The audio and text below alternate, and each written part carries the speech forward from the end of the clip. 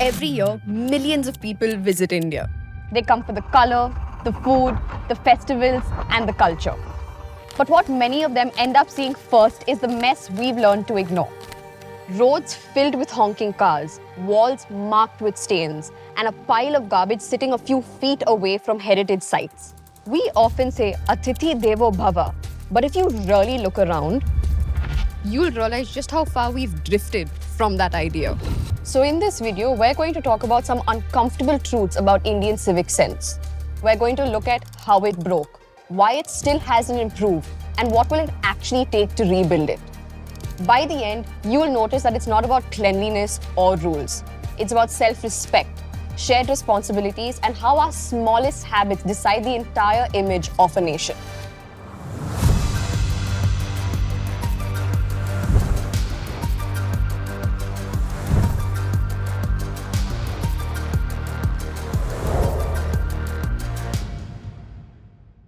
The habits we don't even see. Let's start with the small things. When someone spits out of a bus window or drops a wrapper on the street, we barely react. It has become so normal that we never pay attention. But for someone traveling here for the first time, notices it immediately. And this behavior didn't appear overnight. For generations, we grew up believing that cleaning is someone else's job. We keep our homes clean, but we never take responsibility outside.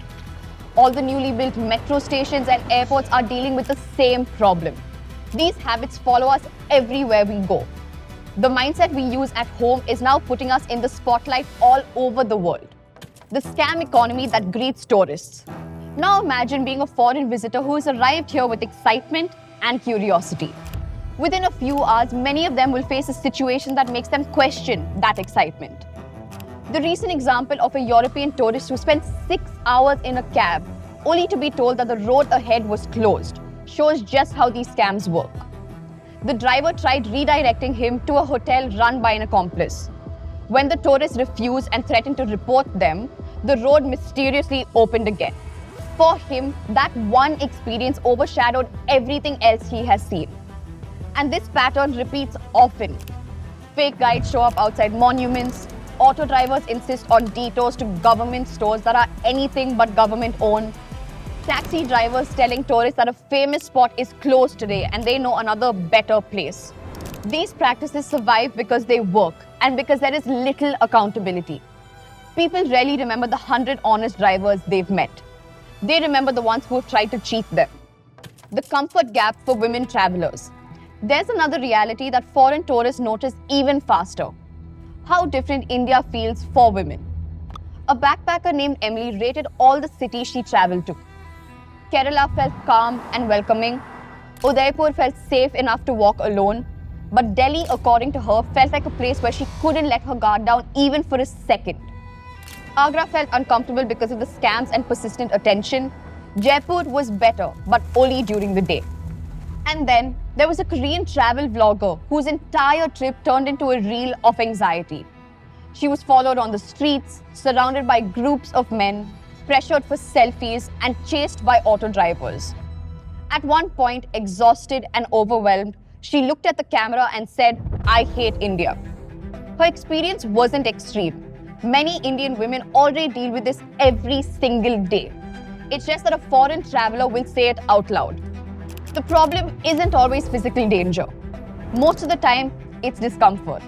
The feeling of being watched, the feeling of being approached too closely, the feeling that a polite no isn't enough. When that becomes the emotional backdrop of a trip, no amount of marketing can hide it. Infrastructure that makes everything worse. Behavior alone doesn't explain the full picture.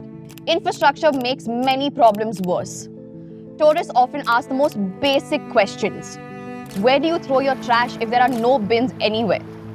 How do you walk on the footpath when it is broken, blocked, or taken over by parked scooters? How do you cross a road when there is no zebra crossing for half a kilometer? Goa is the biggest example of how this affects tourism. For decades, it was India's dream beach destination. Today, visitors deal with potholes, poor waste management, and taxi fares that feel impossible to justify. Things escalated so much that Boycott Goa started trending, with travelers openly choosing Thailand or Bali instead. because those places felt cheaper, cleaner, and more organized. Thailand isn't a rich nation. It just maintains what it builds. When a foreigner visits Bangkok, they know exactly how their day will go. This is why videos of foreign tourists cleaning Indian beaches or sweeping railway platforms feel so embarrassing. They expose the discomfort between national pride and actual maintenance. How we actually fix this? Better public bins, cleaner toilets, clear taxi rates. These simple steps will transform the travel experience. But the real fix begins with us. Not spitting on streets, not treating public places like private property, not surrounding travelers with selfies, not honking just to move 1 meter ahead. These habits sound small, but they help build a culture that decides how a country feels. Other countries build discipline through routine. Students in Japan clean their own classrooms. Tourists in Thailand follow clear rules because they know those rules exist everywhere.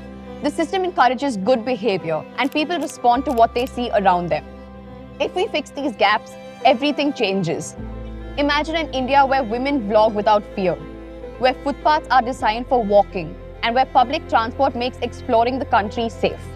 Some parts of India already feel like this. Because ultimately, the world isn't judging us based on our temples or mountains or architecture. They are judging us based on how we treat shared spaces and how we behave with strangers. If we want Indian travelers to be respected abroad, we have to earn that respect here at home. And that change starts with us. Tell me in the comment one civic habit you'll start fixing from today. And for more travel stories, subscribe to Atlas Explorer, India's #1 travel channel.